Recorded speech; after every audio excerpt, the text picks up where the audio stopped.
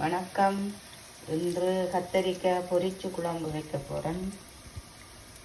கடுகு போடுறேன்,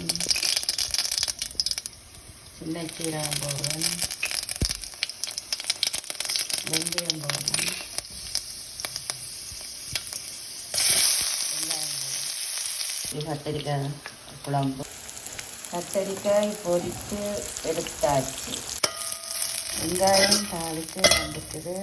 இதுக்குள்ளே பொரிச்ச கத்தரிக்காய் போடுறேன்.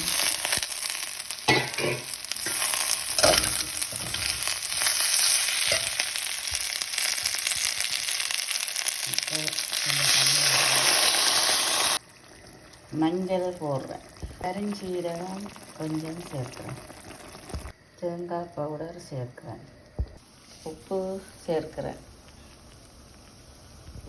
புளி போடுறேன், உள்ளி போடுறேன். கத்தரிக்காய் குழம்பு செய்தாச்சு. இதே போல் நீங்களும் செய்து சாப்பிடுங்கள். நன்றி, வணக்கம்.